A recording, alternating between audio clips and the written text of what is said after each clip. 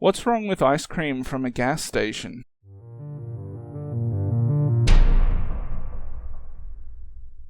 Malevolence.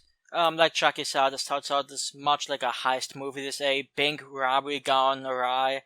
They meet up in this abandoned farmhouse area, but unfortunately, not that far away from the farmhouse is another house, and this house is not empty. There is a serial killer there, and the individuals being robbed sort of run amok of him. And there's some little character stuff going on in there, but that's basically the gist of it. This is a movie that generally has mixed feelings toward it, and I think it's understandable. I thought it actually had quite good reviews, at least from people in the horror community. Well, I've consistently heard mixed things about this one. I hear a lot of people calling it somewhat of a quote-unquote rip-off of Halloween, which I can see why. My personal feelings are that this is a decently suspenseful and generally pretty enjoyable movie at a certain point. It does take a while to get moving, in my opinion. Like the first 30, 35, maybe even 40 minutes, there's not really a whole lot of exciting stuff going on. But once it gets going, I think it's pretty good stuff. I don't know, it's a movie I've seen this once before. And I was hoping it's going to be as good as I remembered it, and generally speaking, I think it is. So, what are your feelings on this one? I remember originally renting this out back when, video stores were around and this was more of a new release, and I don't remember the slasher aspect to it. I always thought of it as like an abduction movie, like a serial killer abduction type movie. I just completely forgot about the killer with the sack and everything. Now, did that make it better or worse when you...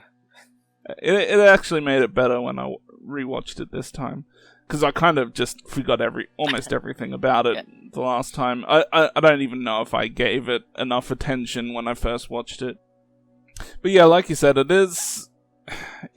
It definitely has, whether it's ripping off Halloween or it's paying homage to it or whatever you want to call it, there's obviously some moments and music in the movie that certainly feel like Halloween.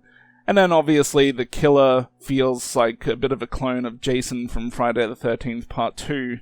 I was actually going to go with the Town That Dreaded Sundown, but same idea. Well, yeah, I mean, you could go with either. They both kind of wear a sack.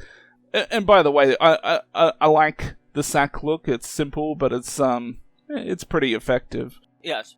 But yeah, I mean, even some of the actual scenes in the movie, the way they're shot, like even just when he's choking that one woman in the car, that just feels like something we've seen from these classic slasher movies. So, and even at the end, there's a door in the movie that just looks like it's painted like Freddy's sweater. So I'm not sure if that was like a reference to another classic slasher movie. I'm not sure, or maybe that was just coincidence. I don't know. But yeah, it's a movie that I was pretty mixed about how I was feeling about it halfway through, and then the second half really, once it turned into like more of a full-blown slasher, it certainly got a little more exciting for me. And while it doesn't quite get to the point where you can say this is a really good movie, I think it's certainly entertaining, especially for people looking for a slasher movie. I don't think too many slasher fans would be all that disappointed in it. It's just a matter of how much are you going to like it. And I thought it was decent. Yeah, one thing that impresses me about this one is it's a decently low budget movie. I think estimated it's like $200,000, something like that. And you can tell when watching it that it doesn't, it's not like a really high quality glossy production, which I sort of think really worked in its favor. And you can even get like a sort of like a classic horror feel from this. And I think what also helps is the setting. This is sort of like a dark, disused house and factory type location, and I think that it wasn't like overwhelmingly large area of space, but I thought it was used quite effectively, especially toward the end with, the whole scenes in the house. It's just some good stuff. There's a funny part in the movie where, I just thought it was funny, where shortly after one of the criminals who gets shot, he dies, and they've just literally robbed a fucking bank, and they're saying like a prayer for this guy. I mean, it's kind of funny that criminals would say a prayer for someone after having, done some bad shit. What I think was actually the funniest about the scene is just the look the girlfriend gave the boyfriend. Just sort of a disdainful look. But I could buy it. There's some people who might do quote unquote bad things, but they might be very spiritual people. So I believe. One thing that sort of, it doesn't necessarily bother me, but when I see this, I just think it was necessary. Toward the end, the horde comes off the antagonist's face, and we see who it is, and there's like a quick flashback, and like it just struck me as like unnecessary. Like I think we all knew, like, oh hey, this is probably the guy from the beginning. Like I don't know, like I don't know if people really expected it to be like a 60-year-old, 70-year-old guy just running around, but yeah. I didn't really feel too much one way or the other about that. Yeah, I could have taken it or leave it. It doesn't really matter. I also kind of like the last 2 seconds, how they kind of. I shouldn't really spoil it, but I mean, we know what happens at the end there, so I like that they didn't go too far with it and made it a bit of a simple conclusion, but maybe a little cliched, but still, it works. Yeah, I feel like I very often criticize how modern horror movies aren't the movies. Like, there's so many that just go like all out, oh my god, the killer's not dead. But this one I thought was a lot more subtle, and I have to, like you say, I appreciated it quite a bit more than a lot of the other sort of last second scares. And it's quite surprising that the guy that makes these movies, because there's another 2 in the series, I believe. Yes. And I haven't seen those yet. But I did notice in the second one there was a couple of notable actors in it.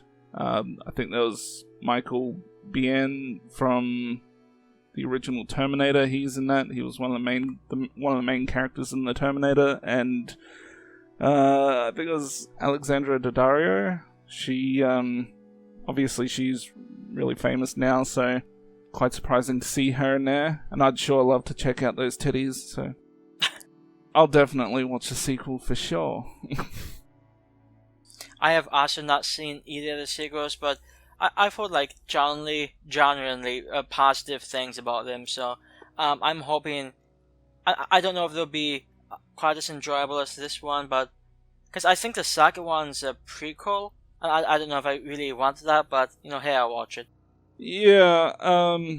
I mean, I was looking at the IMDb ratings last night, and the first and second have, I think, the exact same rating, and then the third one had kind of a bit of a higher rating. So it'll be interesting to see, if they actually are as good or better, or how they go.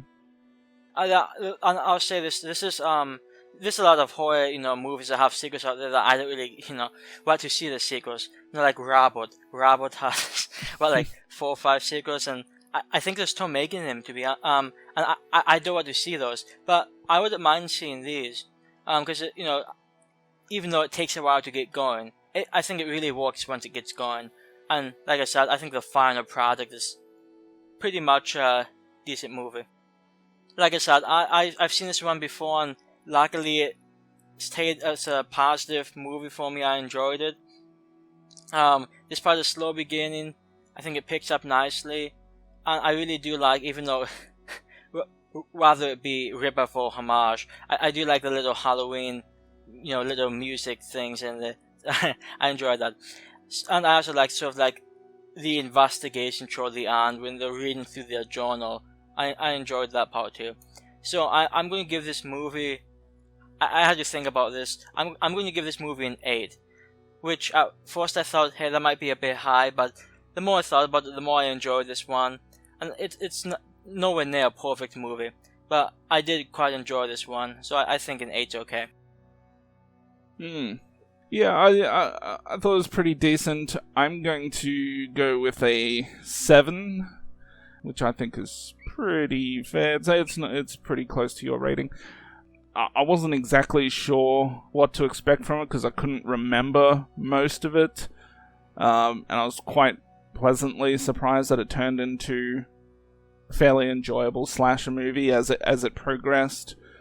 And like I said, there's some scenes, whether you want to call it rip-off scenes or homages, whatever they are, it's quite enjoyable to see a more modern movie emulate some of those older classics in a decent way, rather than, a hack type of way.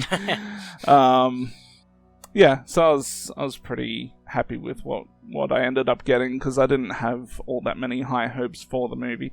And I guess the only thing left to say, or the only other question I had about it is, what's wrong with ice cream from a gas station? Well, I don't know if they don't do that in this trailer, but they do have like just little ice cream, like little freezer cooler type things in gas stations. At least some of them do. So you can just like pick up some cheap ice cream. It's not like it's dispensed at the counter or anything. Yeah, I mean, yeah, we do the same thing, but I've never heard of anyone really complain about ice cream from a gas station. So yeah, I generally just forget it exists, to be honest. I mean, what was she expecting? Like some expensive Baskin Robbins or something? I don't know. That's some nice gourmet stuff. Some of that Ben and Jerry's that costs like $20 for a small tub. Hey, some of that Ben and Jerry's stuff is pretty good. I'll just. Okay, well, she seems a little spoiled if she's complaining about ice cream from a gas station. I would have loved that shit at her age. She did have a bad game though, so let's not be too hard on her. And she also had a pretty bad day after that. Admittedly, I can't remember if it was her, but was she the one who struck out in baseball?